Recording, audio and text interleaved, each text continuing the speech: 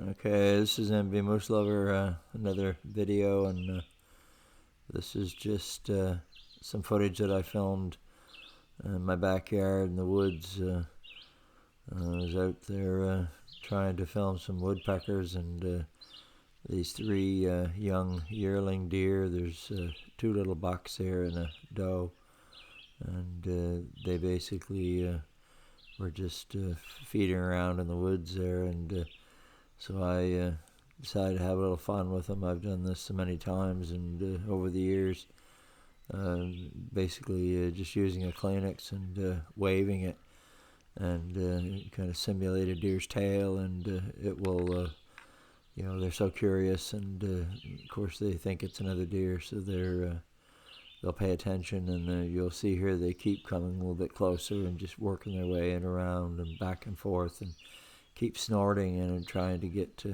me to kind of expose myself more. Anyway, but just wanted to point out here in this that this is kind of my disclaimer here to warn anyone: don't use this method only in certain instances, like in your backyard, or someplace where you're filming deer in a little area where it's just you and a deer, and because you don't want to be waving white around. Obviously, if it's hunting season or you're in a field where hunters might see you.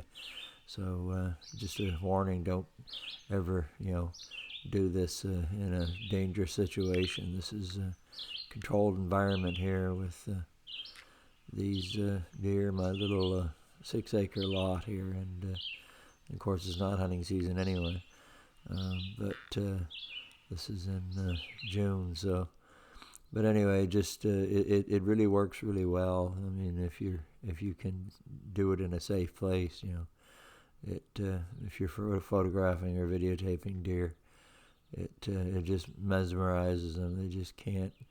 To them, it's a deer, and they want to come in and investigate. So anyway, I just wanted to put that in there, and then I'm not gonna talk all the way through this. So anyway, it's a little long here, but it was really interesting just seeing how they would kind of move off and then come right back in again, and yeah, it's a lot of fun. So later, MB Moose Lover.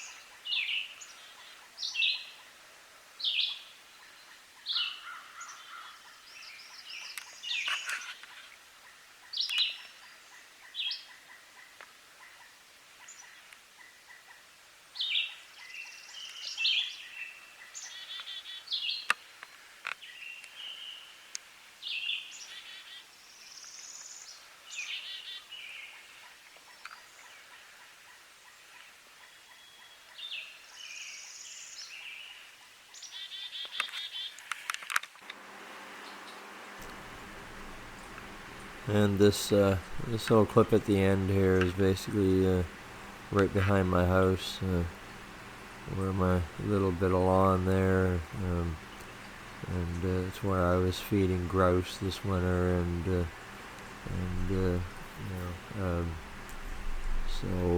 but I'm basically I just put a salt lick here for the deer, just so I can film them here from a window. And there's a doe here that I think's got a fawn, and I haven't seen the fawn yet, but she's pregnant. I mean, or not pregnant, but I mean she's got milk, and you can tell that she's nursing a fawn. So anyway, these deer, they'll feed around my lawn and leave the fawns. They'll just leave them, and they're trained kind of to, their instinct is to stay put when the mother leaves them there, and she licks them all over, and then that takes the scent off them. So they have no smell, and then that way, they're kind of safe. They're hidden, and they got the spots that makes them well camouflaged. And then she'll go off and feed, and then come back and pick them up. And then, so I haven't seen the fawn with her yet, but I'm trying to get some video. So I've got a little salt block holder there that I just put it up this day, and I got a salt in it there now. So I cleared a little spot there where I can film right from the window. Because the deer, these deer, are around our house all the time, but they're wild, and you go outside, if you see one, you can't sneak out there and videotape it because they're gone. And I can do it up through an open window. Then it's set my tripod up, and maybe I can get some video of the little fawns. It's hard to sneak out there and get them.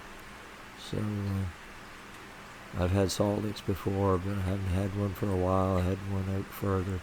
Usually I have them out further in the woods, but this one I'm gonna get some small blocks there and put maybe another holder on this, and have a couple of salts there, and see if I can get some fawn videos. So anyway, she's confused because the trail is something else showed up in the trail that wasn't there, and they don't like change. So anyway, later, everyone saw her.